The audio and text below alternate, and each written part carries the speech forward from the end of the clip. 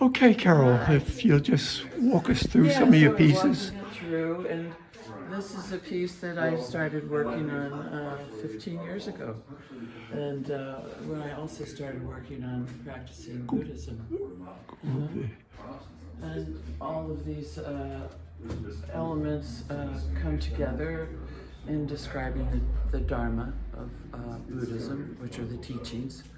And the figures floating through space are really pretty much me and you deciding what we're going to listen to and what we're not going to listen to, and what's important in life and what is less important. I worked on this on a large canvas, and then I cut the canvas up as I moved to Santa Fe, New Mexico. It was too much to carry. So I cut it up and mounted it on four separate movable backgrounds. And then it comes back together and it has the same form. I used oil, I've used charcoal and all kinds of pen, pencil, anything at hand when there was something I wanted to make script, make a word, put next to.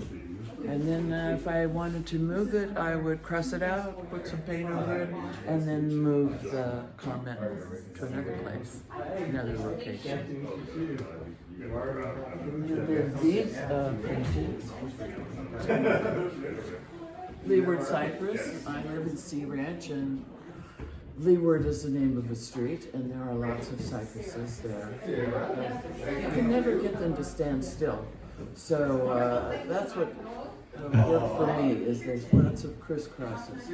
And I thought that I would give them each a color of their own.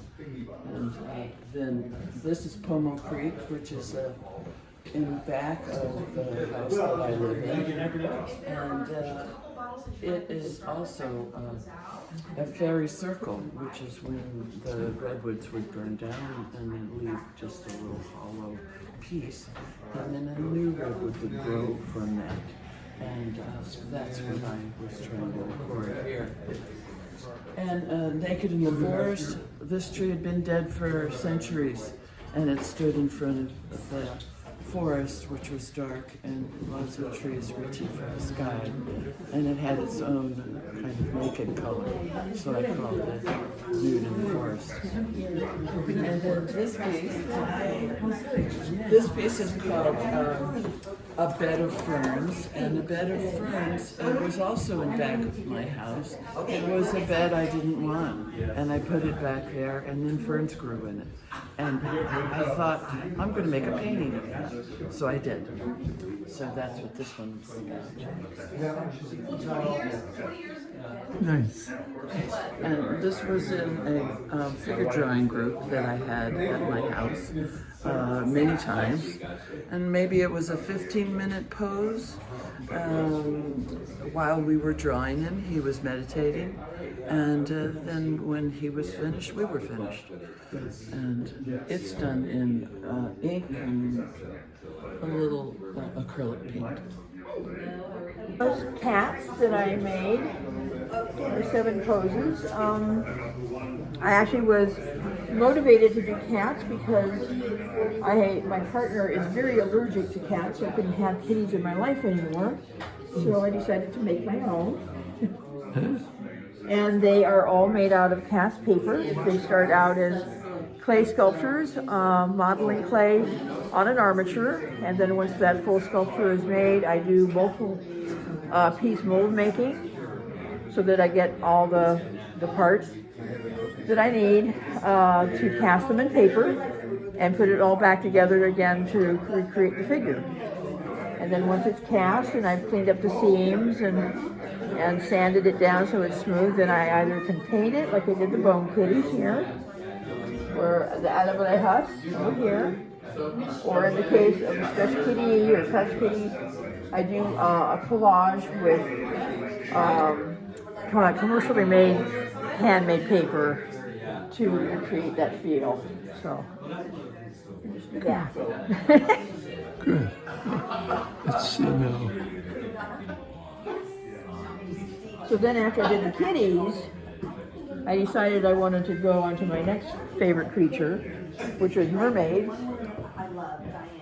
And I started, these are the first two of a series that I've been creating. Last year I created her. She's suspended in such a way that she can move. She's on a wire. She was created a little bit differently than the cats in that I did the body parts already separated from each other. I didn't do a full sculpture on an armature. I did parts of it that would fit, I knew would fit together. Because I knew that eventually I was going to make a mold of each piece anyway. So then in this one I just finished just this morning. She presented a couple of engineering issues that I had to resolve. That's nice, yeah. A lot of incipient motion in these. Well, I'm a dancer, and so motion and movement is a big part of my life. My partner and I teach African dance up in Casper once a week, and he and I have been doing that for about 30 plus years. And so, and I've been dancing since I was about 2. Nothing formal, just it was a big part of my life. And my father was a dancer, and dancing was a part of our family. And so, yeah, movement is huge. And I just like the idea of being able to convey movement. And you don't, all the sculptures that I find appealing, you know, of other artists are those kind of sculptures that have that kind of movement and tension built into them. That gives it more life for me. Okay, thanks a lot, Neno. It was very, very good, very informative.